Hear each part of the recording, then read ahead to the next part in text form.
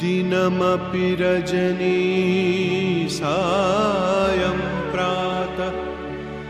शिशिरवसन्तौ पुनरायातः कालः क्रीडति गच्छत्यायुः तदपि न मुञ्चति आशावायुः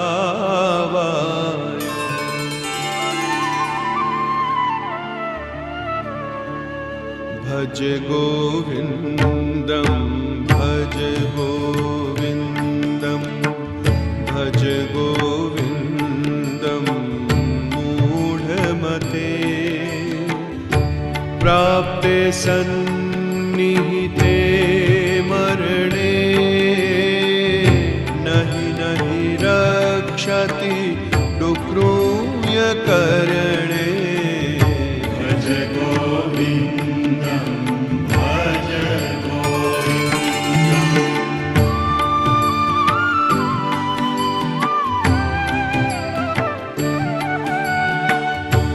अग्रे वह्नि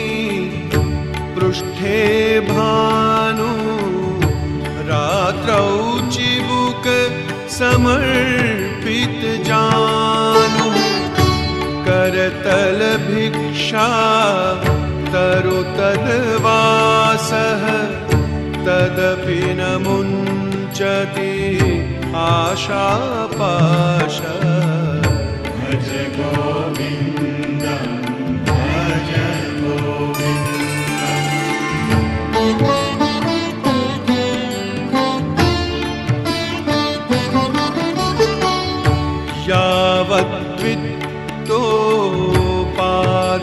यावद्वित्तोपार्जनसक्तः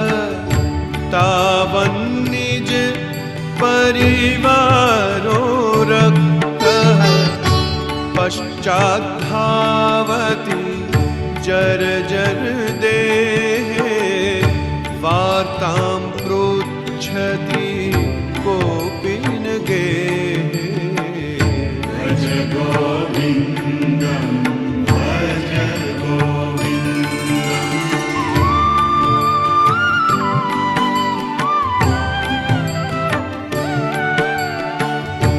जटिलो मुण्डी लुञ्जित केशः काषायाम्बर बहुकृतवेषः पश्यन्नपि च न पश्यति लोको युदरनिमित्तं बहुकृतशोकः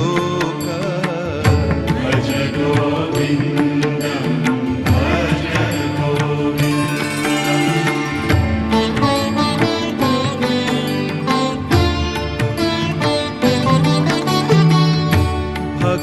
भगवद्गीता किञ्चिदधीता गङ्गाजललव कणिका पीता सकृदपि यस्य मुरारिसमर्चां तस्य यमः किं कुरुते चर्चाम् भज गोविन्दं भज गोविन्दम्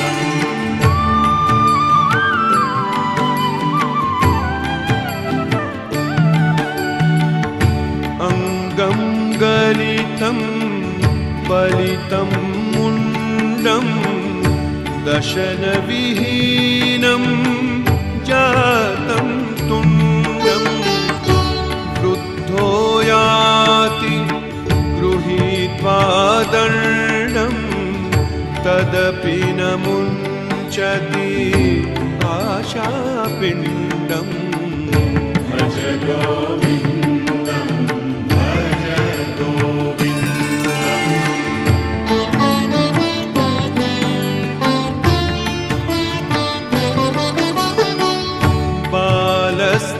बालस्तावत् क्रीडासक्तः तरुणस्तावत् तरुणीरक्तः वृद्धस्तावत् चिन्ता धणी कोऽपि न लग्नः भज गोविन्दं भज गोविन्दम्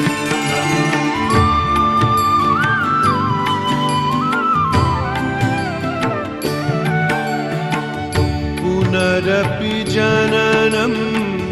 पुनरपि मरणं पुनरपि जननी जठरे शयनम् इह संसारे खलु दुस्तारे कृपया पारे पाये मुरारे भज गोविन्दं भज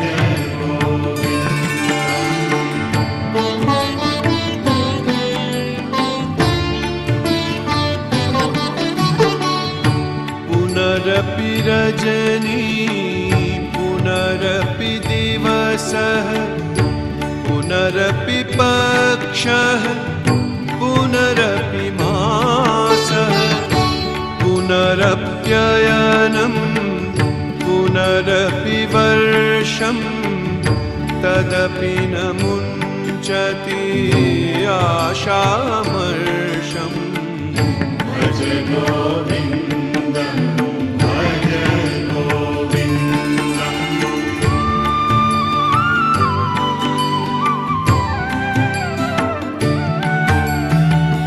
वयसि गते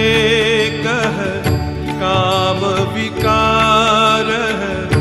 शुष्के नीरे कः कासारः नष्टे द्रव्ये कः परिवारो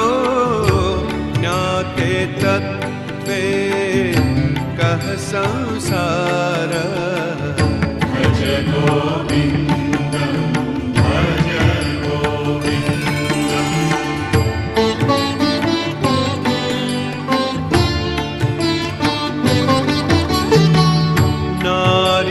नारीस्तनभर नाभिनिवेशं मिथ्यामाया मोहावेशम्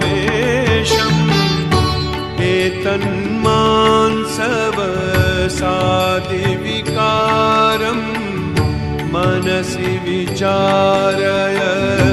बारम्बारम्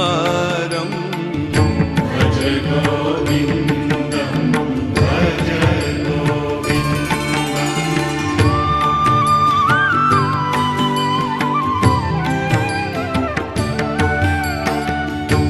कस्त्वं कोऽहं कुत आयातः कामे जननी को मे तातः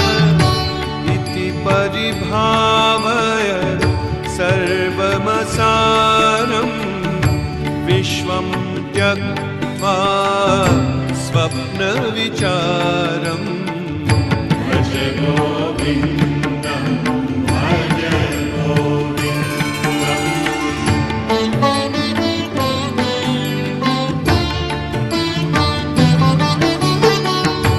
गेयं गीता नाम सहस्रं ध्येयं श्रीपति रूपमजस्रं नेयं सज्जन संगे चित्तं देयं दीनजनाय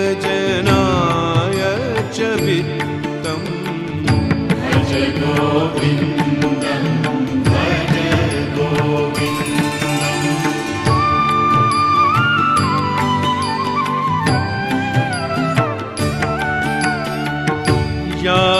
यावज्जीवो निवसति देहे कुशलं तावत् पृच्छति गेहे गतवति वायौ देहापाये भार्या बिभ्यति तस्मिन् काये भज गोविन्दं भज गोविन्दम्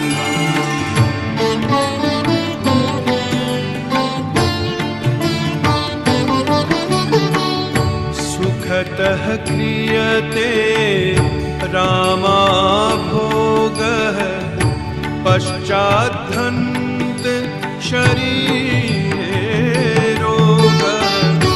यद्यपि लोके मरणं शरणं तदपि न मुञ्चति पापाचरणम् भज गोविन्दं भज गोविन्दम्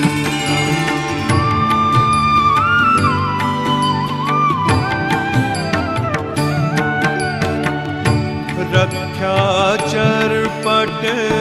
विरचित कण्ठः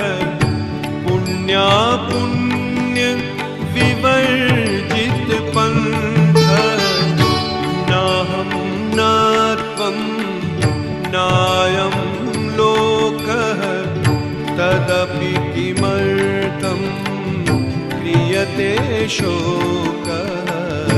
भज गोविन्दं भज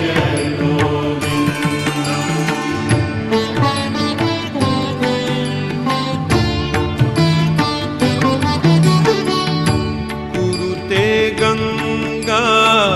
सागरगमनं व्रतपरिपालनमथवा दानं ज्ञानविहीनः सर्वमतेन मुक्तिं न भजति जन्मशतेन भज गोविन्दं भज गोविन्दं भज गोविन्दम्